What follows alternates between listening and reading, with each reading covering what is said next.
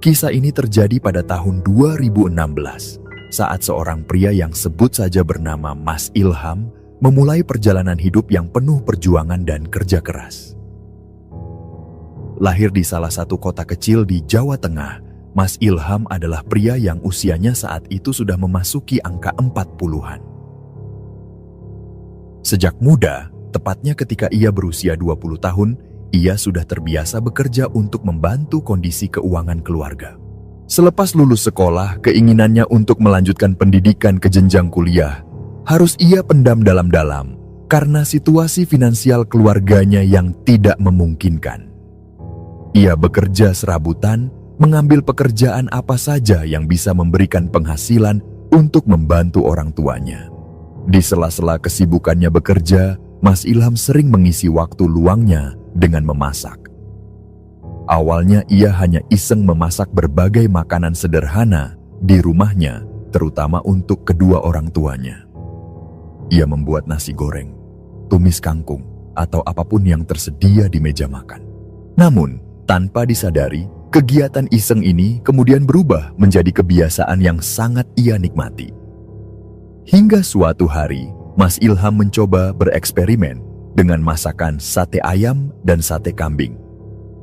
Saat masakan itu disuguhkan kepada kedua orang tuanya, mereka sangat terkesan dengan hasilnya. Ibunya berkata bahwa sate kambing buatan Mas Ilham luar biasa enak. Meskipun Mas Ilham merasa terkejut dengan pujian itu, ia tidak sepenuhnya yakin akan kemampuan memasaknya. Pasalnya, ia belajar memasak hanya dari membaca beberapa artikel dan mengamati pedagang sate yang sering ia temui. Namun, masakan yang dibuatnya selalu disambut hangat oleh keluarganya. Tidak hanya keluarganya, teman-temannya yang sering mampir ke rumah juga mulai mencicipi masakan buatan Mas Ilham. Mereka pun ikut memberikan pujian, bahkan beberapa di antaranya menyarankan agar Mas Ilham mempertimbangkan untuk membuka usaha kuliner. Saran itu mulai merasuk dalam pikirannya. Akhirnya, Mas Ilham memutuskan untuk mencoba membuka usaha sendiri. Ia memulai dengan sangat sederhana, hanya menggunakan meja-meja kecil di rumahnya untuk menyajikan masakannya. Dengan fasilitas yang terbatas, ia menawarkan sate ayam dan sate kambing kepada para tetangga dan teman-temannya. Perlahan, usaha kecil-kecilan itu mulai berkembang. Pelanggan-pelanggan pun mulai berdatangan, tertarik dengan rasa masakan yang lezat dan harga yang terjangkau. Dari sana, nama Mas Ilham mulai dikenal di kalangan warga sekitar, dan usahanya mendapatkan sambutan yang positif. Seiring berjalannya waktu, Mas Ilham yang kini sudah berkeluarga dengan 3 anak, 2 laki-laki dan 1 perempuan, mulai memikirkan cara untuk mengembangkan bisnisnya. Anak perempuannya bahkan sudah mencapai gelar sarjana berkat hasil jerih payahnya dari usaha kuliner yang ia bangun. Bisnis sate yang dimulai dengan sederhana itu kini mulai berkembang pesat.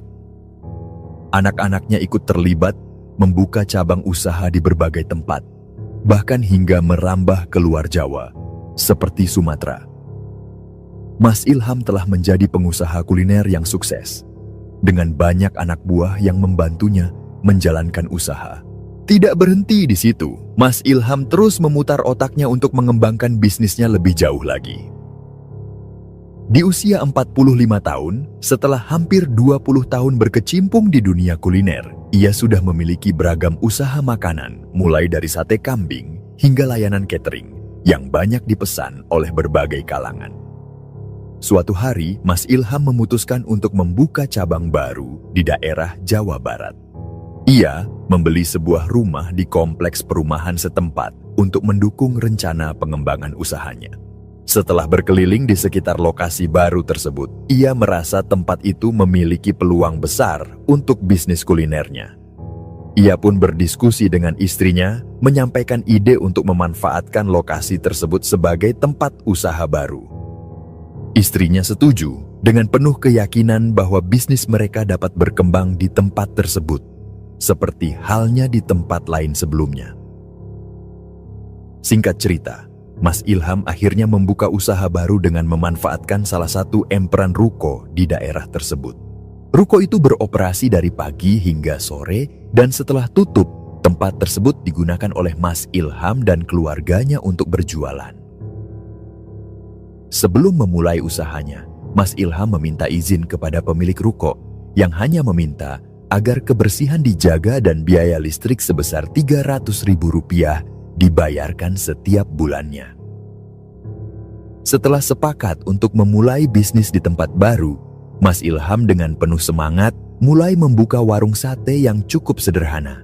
Ia mengandalkan gerobak kayu dan spanduk yang dipasang dengan tulisan besar sate kambing dan menu andalannya yang lain. Hari demi hari, ia berdiri di belakang gerobaknya, melayani pelanggan dengan senyuman dan ketulusan, sembari terus menyempurnakan resep yang ia racik sendiri. Seiring berjalannya waktu, usahanya menunjukkan perkembangan yang menggembirakan. Meski di sekelilingnya banyak pesaing yang juga menawarkan masakan serupa, Mas Ilham tetap berhasil menjaga loyalitas pelanggannya. Resep rahasia yang menjadi kunci suksesnya adalah kombinasi dari rasa yang tak tertandingi, harga yang terjangkau, serta pelayanan yang ramah dan cepat. 1 tahun setelah ia memulai usaha di tempat barunya, penjualannya meningkat pesat. Jika di awal hanya mampu menghabiskan 3 kg daging per hari, kini ia bisa mengolah 5 kg, bahkan pernah mencapai puncaknya dengan 15 kg daging yang habis dalam 1 malam. Pelanggannya semakin banyak, hingga antrean panjang menjadi pemandangan yang biasa di warung Mas Ilham. Beberapa pelanggan setia bahkan harus memesan terlebih dahulu melalui WhatsApp atau telepon sebelum datang, karena khawatir kehabisan. Namun, pada suatu malam terjadi hal yang tidak biasa. Pak Yanto, salah satu pelanggan tetap yang sudah lama langganan di warung Mas Ilham, datang untuk memesan sate kambing 2 porsi dan sate ayam 1 porsi untuk dibawa pulang. Seperti biasa, Mas Ilham dan karyawannya dengan cepat menyiapkan pesanan tersebut. Setelah selesai, Pak Yanto pun pulang membawa bungkusan sate untuk dinikmati di rumah. Kebetulan, rumah Pak Yanto tidak terlalu jauh dari warung, sehingga ia sering menjadi pelanggan tetap yang rutin datang. Sekitar setengah jam setelah Pak Yanto pulang, Mas Ilham menerima telepon dari nomor yang tidak asing. Suara yang terdengar adalah istri Pak Yanto. Dengan nada yang agak serius, ia menyampaikan keluhannya bahwa sate yang mereka pesan terasa keras dan tidak seperti biasanya. Mas Ilham merasa terkejut dan sedikit khawatir mendengar keluhan tersebut. Ia segera meminta maaf dan menawarkan solusi agar sate tersebut dibawa kembali ke warung untuk diperiksa. Namun, istri Pak Yanto menolak dan menutup telepon dengan nada kecewa, menyatakan bahwa sate tersebut tidak layak dimakan. Setelah menutup telepon, Mas Ilham langsung memanggil anak buahnya dan bertanya dengan tenang tentang siapa yang membuat sate untuk Pak Yanto. Udin, salah satu karyawan yang sudah bekerja cukup lama, dengan sigap menjawab bahwa ia yang membuatnya dan memastikan bahwa sate tersebut dimasak seperti biasa. Meski merasa ada yang aneh, Mas Ilham tetap berusaha berpikir positif. Ia hanya memberi peringatan kepada Udin untuk lebih teliti dan hati-hati ke depannya, mengingat hal-hal kecil seperti ini bisa mempengaruhi reputasi usahanya. Namun, keanehan tidak berhenti sampai di situ. Keesokan harinya, Mas Ilham merasakan penurunan yang tidak biasa dalam penjualan. Jika biasanya ia bisa menghabiskan 15 kg daging, hari itu hanya 10 kg yang terjual. Penurunan tersebut membuatnya sedikit cemas, tetapi ia tetap berusaha menganggapnya sebagai hal biasa yang mungkin disebabkan oleh faktor lain. Di tengah kebingungannya, seorang pelanggan yang sering lewat di depan warung Mas Ilham menghampirinya dengan wajah penuh tanda tanya. Pelanggan itu mengatakan bahwa ia merasa aneh karena setiap kali melewati warung, ia tidak pernah melihat gerobak Mas Ilham terbuka, seolah-olah warung tersebut tidak beroperasi. Mendengar hal itu, Mas Ilham terkejut. Ia langsung menunjukkan gerobaknya yang jelas-jelas berada di tempat seperti biasa. Pelanggan itu tampak kebingungan, seolah ada sesuatu yang tak biasa, dan dengan suara pelan, ia mengucapkan istighfar. Sambil menenangkan diri, pelanggan tersebut mengingatkan Mas Ilham agar berhati-hati dan mencari ikhtiar. Ia menyarankan bahwa bisa saja ada pihak yang merasa iri atau tidak senang dengan kesuksesan usaha Mas Ilham.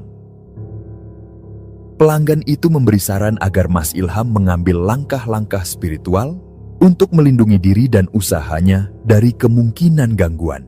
Namun dengan senyum tenang, Mas Ilham menanggapi saran itu dengan kepala dingin. Ia tidak ingin terpengaruh oleh pemikiran yang negatif atau curiga kepada orang lain. Baginya, selama ini ia selalu menanamkan nilai-nilai kebaikan dalam menjalankan usahanya. Ia tidak pernah merasa iri atau dengki kepada siapapun, dan ia pun tidak pernah mempercayai hal-hal mistis yang kerap dikaitkan dengan usaha yang berkembang. Perjalanan usaha Mas Ilham, yang awalnya begitu cerah kini perlahan mulai merosot tajam. Tahun demi tahun berlalu, penjualan yang dulu menghabiskan hingga 15 kg daging dalam semalam kini menyusut drastis. Bahkan, untuk mencapai 3 kg daging yang terjual pun terasa sangat sulit. Jika biasanya warungnya buka pukul 6 sore dan tutup menjelang tengah malam, dengan semua makanan habis terjual, kini situasinya berubah. Makanan masih tersisa banyak, bahkan hingga pukul 2, 3, bahkan 4 pagi ketika fajar hampir menyingsing. Mas Ilham mulai merasakan keanehan yang semakin sulit ia abaikan. Di tengah penantian yang panjang tanpa banyak pelanggan, Mas Ilham sering duduk di warungnya sambil memperhatikan para karyawannya. Ada 5 orang yang bekerja di bawahnya, dan malam itu semua terlihat lesu dan mengantuk karena sepinya pengunjung. Mas Ilham yang gelisah dan tak ingin usahanya terpuruk semakin dalam, tiba-tiba menggebrak meja dengan keras. "Jangan pada tidur, kita lagi usaha, ayo bangun, jangan malas!" Teriaknya dengan suara keras, membangunkan karyawan-karyawannya yang terkejut dan buru-buru berusaha fokus kembali. "Siap bos, siap!" jawab mereka dengan penuh rasa bersalah. Mas Ilham kemudian duduk kembali, menghela napas panjang sambil menyalakan rokok. Kepulan asap dari rokoknya membubung tinggi ke udara malam yang sepi. Sambil menyeruput secangkir kopi hangat, pikirannya berkecamuk memikirkan kenapa pelanggannya mulai berkurang drastis. Di tengah lamunannya, tiba-tiba hidungnya mencium bau amis yang sangat kuat, bau anyir yang membuat kepalanya terangkat kaget. "Bau apa ini?" gumamnya, mencoba mencari sumber bau tersebut. Dengan bingung, ia bertanya kepada karyawan-karyawannya, "Kalian tidak mencium? Ini bau bangkai atau apa sih?" Namun, karyawan-karyawannya hanya menggeleng. "Tidak, bos. Tidak ada bau apa-apa di sini," jawab mereka dengan raut muka bingung. Mas Ilham mencoba mengabaikan bau itu, meski rasa penasaran terus mengganggunya.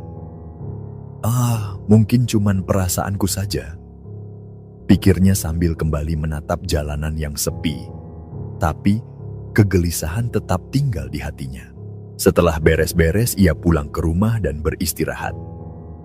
Seusai sholat subuh, rasa lelah yang mendera membuatnya tertidur lelap.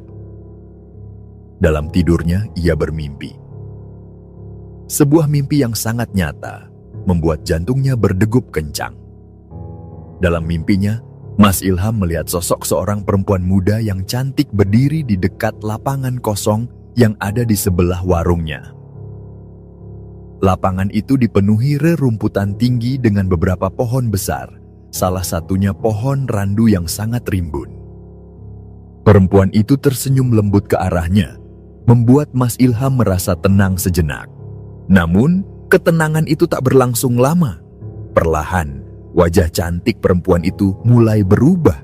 Senyumnya yang lembut berubah menjadi seram, dan dalam sekejap, perempuan itu berubah menjadi sosok pocong dengan wajah yang rusak.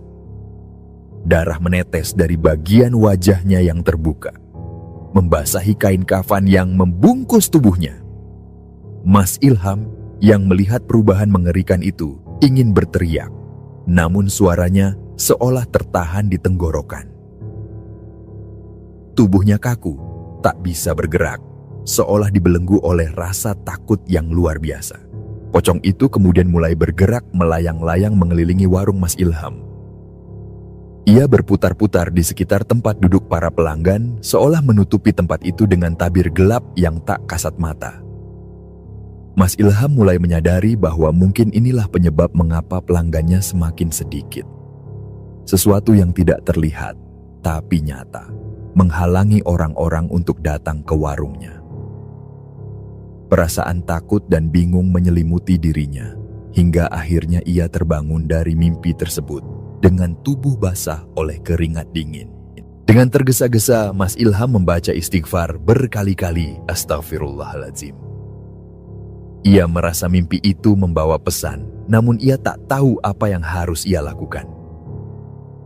Keesokan harinya, meskipun rasa takut masih menghantui, Mas Ilham berusaha menjalani rutinitasnya seperti biasa.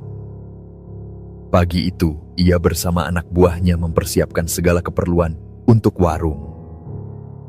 Bahan-bahan makanan disiapkan, gerobak didorong keluar dari belakang ruko tempat mereka menyimpan peralatan, dan semuanya diatur dengan rapi seperti biasa.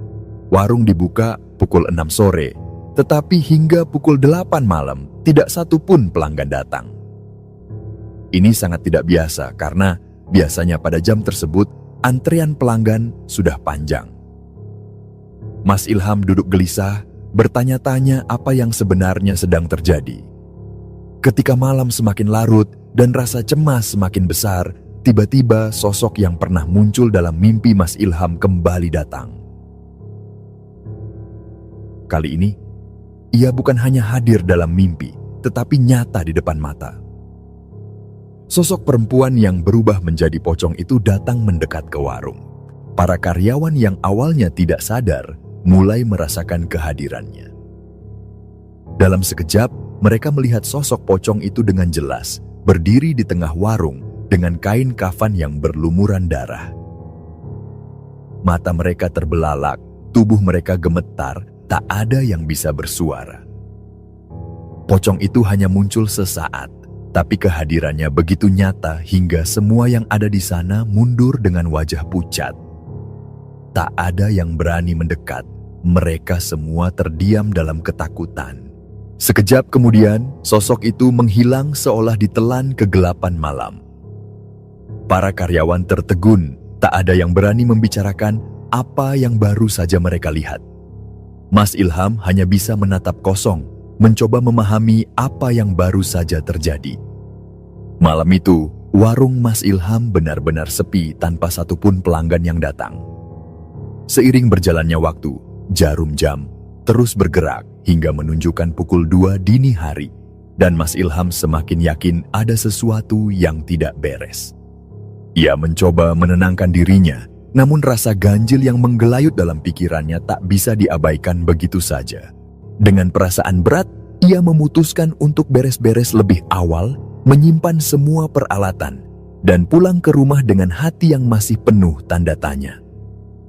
Setibanya di rumah sekitar jam 3 pagi, ia tak bisa langsung tidur. Kepalanya dipenuhi pikiran tentang kejadian-kejadian aneh yang terus menghantui. Dan untuk pertama kalinya, Mas Ilham merasa kebingungan dengan apa yang sedang terjadi. Kenapa ini terjadi? Kenapa semuanya terasa begitu berbeda? Batinnya terus bergulir dalam kebingungan. Akhirnya, setelah mempertimbangkan berbagai hal, Mas Ilham memutuskan untuk mencari jawaban. Esoknya, ia berniat menemui salah seorang ustadz di kampungnya. Seorang yang dikenal bijak dan sering membantu orang-orang yang membutuhkan nasihat dalam berbagai masalah. Ia berharap bisa mendapatkan penjelasan atas segala kejanggalan yang dialaminya belakangan ini. Keesokan paginya, Mas Ilham pun mendatangi rumah Ustadz Dadang, seorang tokoh agama yang usianya sudah 70 tahun.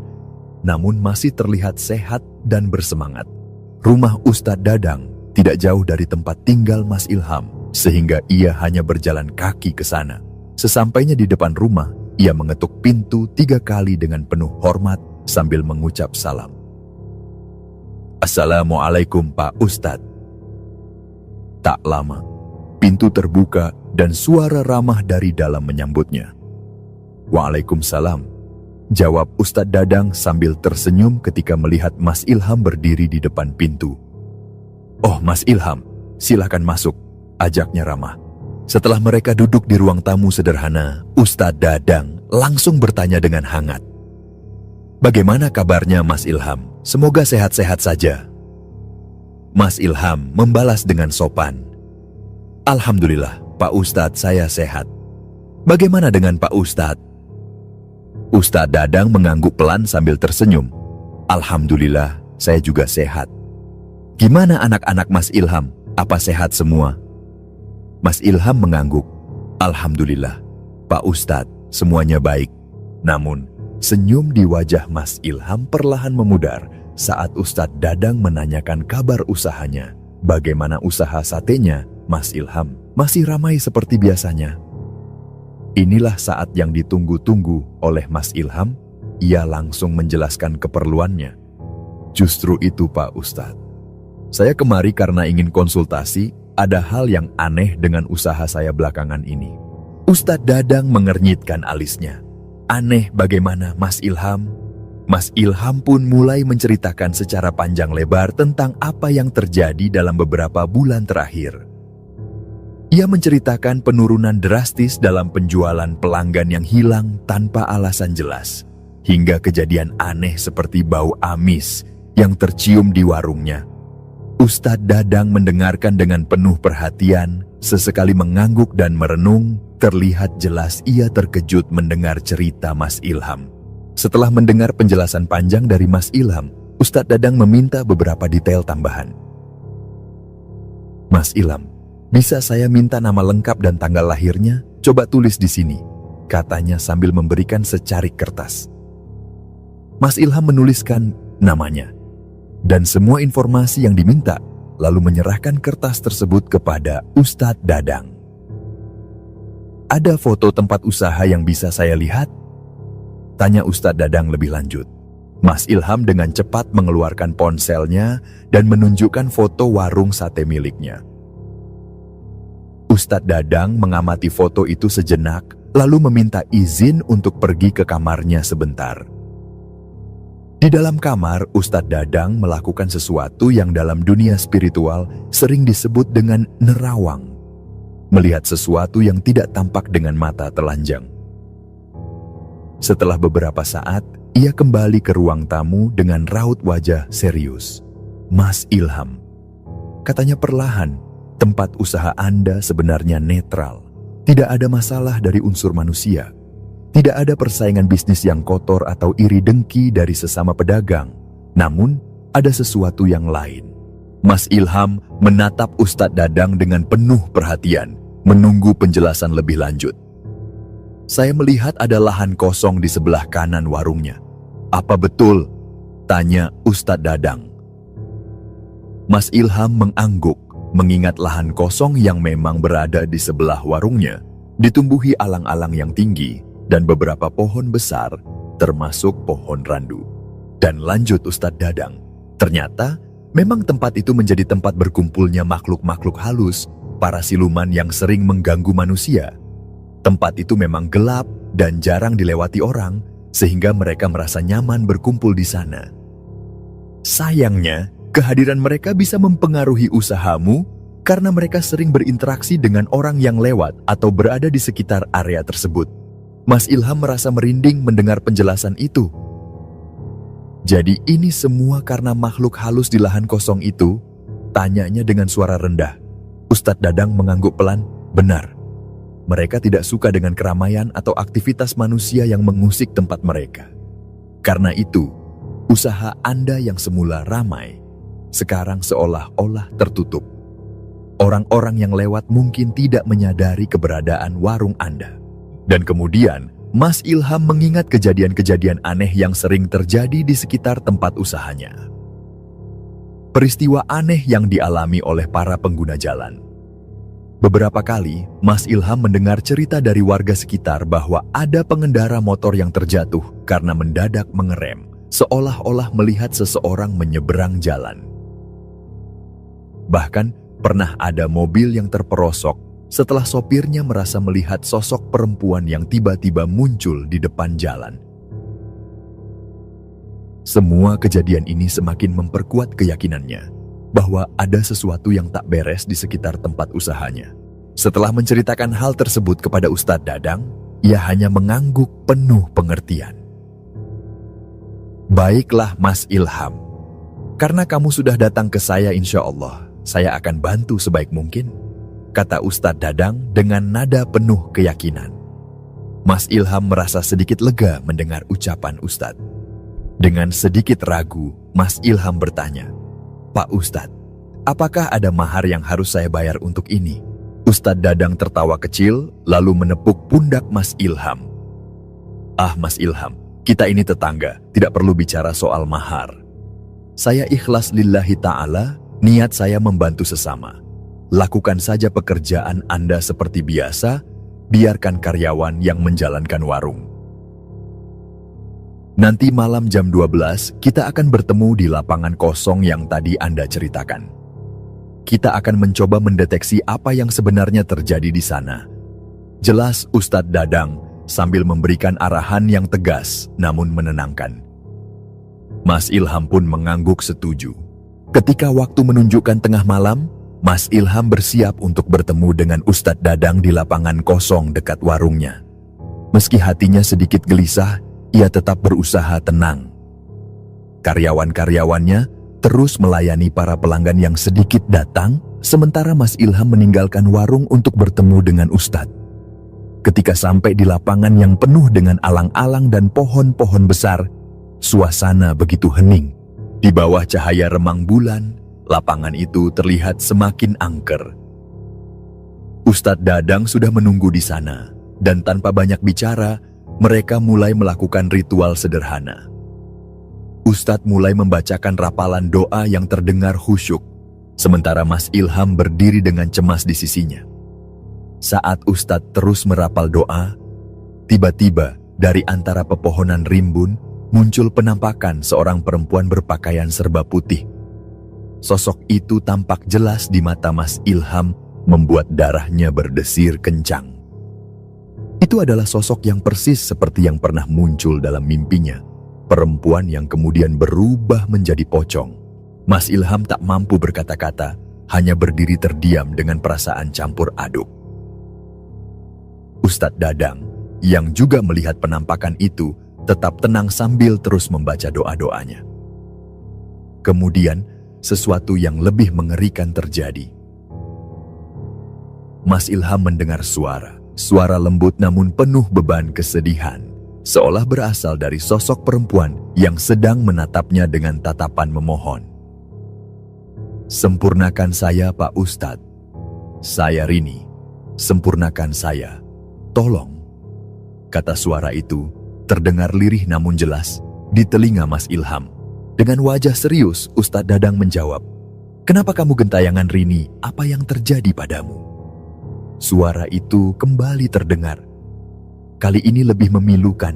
"Saya meninggal karena putus asa, Pak Ustadz. Saya menggantung diri di sini, di pohon ini, bertahun-tahun yang lalu. Sampai sekarang arwah saya tidak tenang. Tolong sempurnakan saya." Mendengar pengakuan itu, Ustadz Dadang segera melafalkan istighfar dan berulang kali memohon ampunan dari Allah. Mas Ilham, yang masih diliputi rasa takut, mengikuti arahan Ustadz untuk memperbanyak solawat dan istighfar. Rini atau arwah perempuan tersebut menunjukkan dengan jelas di mana ia mengakhiri hidupnya, di pohon besar yang terletak di sudut lapangan kosong itu. Di sana, di tempat yang kini dikelilingi rumput liar dan pohon-pohon besar, ia menggantung diri bertahun-tahun yang lalu, jauh sebelum daerah itu berubah menjadi kawasan perumahan. Arwahnya yang tidak diterima di dunia lain terjebak di tempat itu. Setelah mendengar cerita tragis tersebut, Ustadz Dadang segera melakukan ritual pembersihan spiritual. Ia membacakan doa-doa panjang, mengirimkan Al-Fatihah, dan doa-doa pengampunan untuk arwah Rini. Setelah itu, Ustadz mengambil air yang telah diberkahi dan menyiramkannya di sekitar pohon tempat Rini dulu mengakhiri hidupnya. Proses itu berlangsung khusyuk, dan meskipun suasana di sekeliling terasa dingin dan merinding, ada ketenangan yang perlahan mulai merasuk ke dalam diri Mas Ilham. Setelah proses selesai, Ustadz Dadang menatap Mas Ilham dengan tenang. Sudah selesai, Mas Ilham. Arwah itu sekarang insya Allah telah tenang. Gangguan yang selama ini terjadi di sekitar usahanya semoga tidak akan terulang lagi. Mas Ilham merasa dadanya lega, seolah-olah beban berat yang selama ini menekan dirinya telah terangkat. Terima kasih Pak Ustadz, ucapnya dengan penuh rasa syukur. Meski rasa merinding masih tersisa, suasana di lapangan itu kini terasa lebih ringan, lebih nyaman. Kemudian Mas Ilham dan Pak Ustadz pun pulang. Sesampainya di rumah, Mas Ilham langsung mempersiapkan semua bahan yang diperlukan sesuai instruksi dari Ustadz. Garam krosok sebanyak 2 kg, air cucian beras yang ia kumpulkan dari mencuci beras, serta bawang putih yang sudah dipersiapkan. Setelah semua persiapan selesai, Ustadz mulai membacakan amalan-amalan yang sudah biasa ia lakukan. Mas Ilham duduk bersila di samping Ustadz, mendengarkan dengan khusyuk setiap lantunan doa yang dibaca. Selama kurang lebih 20 menit, suasana terasa hening. Setelah selesai membaca doa-doa, Ustadz menoleh kepada Mas Ilham dengan tatapan penuh pengertian. Mas Ilham, untuk garam krosok ini, nanti kamu taburkan sebagian di pohon tempat kita melakukan mediasi tadi malam. Taburkan sedikit di sana, jangan semuanya. Sisanya, kamu tabur di sekitar tempat jualan kamu. Ini akan menjadi perlindungan dari gangguan-gangguan yang tidak terlihat, baik dari manusia maupun makhluk-makhluk gaib yang mungkin merasa iri dengan usaha kamu. Jelas Ustadz dengan nada tenang. Mas Ilham hanya mengangguk menyimak dengan seksama setiap arahan. Kemudian Ustadz melanjutkan. Untuk bawang putih yang sudah kamu iris, campurkan dengan air dan garam krosok tadi. Gunakan itu untuk menyiram area sekitar lapangan tempat kita bertemu dengan sosok Rini. Sementara air cucian beras, siramkan di sekitar warung kamu. Air cucian beras ini akan membantu untuk menarik pelanggan yang telah lama hilang, agar mereka kembali mendatangi warung kamu. Mas Ilham tampak semakin paham, meskipun rasa penasaran masih tersisa. Pak Ustadz, apakah semua ini benar-benar bisa membantu mengembalikan pelanggan? Tanyanya dengan nada sedikit ragu. Ustadz tersenyum lembut, lalu berkata, Insya Allah, Mas Ilham. Tapi ingat, wasilah atau ikhtiar ini hanyalah salah satu bentuk usaha. Yang lebih penting adalah usaha nyata dari diri kamu sendiri. Logika tetap harus dikedepankan. Penataan warung, kebersihan, pelayanan, rasa masakan, semuanya harus diperhatikan dengan baik. Jangan hanya mengandalkan hal-hal yang bersifat batiniah saja. Keduanya harus berjalan seimbang. Penjelasan ini membuat Mas Ilham mengangguk mengerti. Ia sadar bahwa segala usaha lahiriah, mulai dari kualitas makanan hingga pelayanan, adalah bagian yang tak terpisahkan dari kesuksesan. Ritual dan doa hanyalah tambahan sebagai bentuk perlindungan dan ikhtiar agar usaha yang dilakukan mendapatkan restu dari Yang Maha Kuasa. Hablu minallah, hablu minan nas. Ustadz menekankan pentingnya menjaga hubungan baik dengan Allah maupun dengan sesama manusia. Mas Ilham merasa semakin mantap dengan arahannya. Ia mengerti bahwa usaha membutuhkan keseimbangan antara usaha lahiriah dan batiniah. Lalu Pak Ustadz, apa yang harus saya baca selama saya menjalankan semua ini? Tanya Mas Ilham. Ustadz dengan sabar menjawab, cukup dengan memperbanyak istighfar, sholawat, dan membaca Al-Fatihah. Sambil mohon kepada Allah agar usaha kamu dijauhkan dari mara bahaya, dari gangguan manusia yang iri atau dengki, maupun dari hal-hal yang tak terlihat. Insya Allah, wasilah ini akan membantu menarik kembali pelanggan-pelanggan yang sudah lama pergi. Penjelasan itu begitu panjang namun rinci membuat Mas Ilham semakin paham bahwa segala sesuatu harus dilandasi dengan niat baik dan usaha yang sungguh-sungguh. Tidak ada jalan pintas dalam usaha, baik usaha untuk menjaga keberlangsungan bisnis maupun melindungi diri dari hal-hal yang tidak kasat mata. Ustadz terus menekankan bahwa menjaga hubungan dengan Allah adalah kunci. Namun di saat yang sama, memperhatikan hubungan dengan sesama manusia juga tak kalah pentingnya. Mas Ilham akhirnya merasa lebih tenang dan penuh harapan. Ia tahu bahwa proses ini tidak akan langsung memberikan hasil instan. Sebelum pamit, Mas Ilham menunduk penuh hormat kepada Ustadz Dadang. "Terima kasih banyak Pak Ustadz. Saya akan mengikuti semua yang Anda sampaikan," ucapnya penuh syukur. Setelah Ustadz Dadang pulang. Sore itu Mas Ilham mempersiapkan semuanya sesuai dengan arahan Ustadz. Anak buahnya juga sudah mulai menata peralatan dan bahan-bahan dagangan seperti biasanya. Ketika jam menunjukkan pukul 6 sore, Mas Ilham melakukan langkah terakhir yang diberikan oleh Ustadz. Ia mengambil campuran garam, krosok, bawang putih, dan air cucian beras, lalu menyiramkan di sekitar tempat jualannya, persis seperti yang diperintahkan. Malam pertama setelah ia melakukan apa yang diajarkan oleh Ustadz, memang belum menunjukkan perubahan yang signifikan. Pelanggan masih belum banyak yang datang. Namun, Mas Ilham tidak merasa putus asa. Ia ingat pesan Ustadz bahwa segala sesuatu membutuhkan waktu dan kesabaran. Dia terus menjalani rutinitasnya, berjualan dengan tekad yang semakin kuat. Memasuki hari kedua, perubahan kecil mulai terlihat. Beberapa pelanggan yang dulunya sempat jarang datang mulai muncul kembali. Mereka memesan sate seperti biasa, namun tidak lupa bertanya dengan heran, "Mas Ilham, kemana aja? Kok kayaknya tidak pernah buka?" Mas Ilham hanya tersenyum, tidak ingin menceritakan semua hal aneh yang terjadi. Di hari ketiga, suasana di warung Mas Ilham semakin ramai. Pelanggan-pelanggan lama yang dulu seperti menghilang, satu persatu datang kembali. Mereka semua tampak bingung, seolah-olah selama ini mereka merasa bahwa warung Mas Ilham selalu tutup. Padahal, setiap hari Mas Ilham tetap membuka warungnya seperti biasa. "Mas Ilham, rasanya udah lama banget nggak lihat kamu jualan. Kemarin-kemarin kayak nggak kelihatan aja warungnya," kata salah satu pelanggan.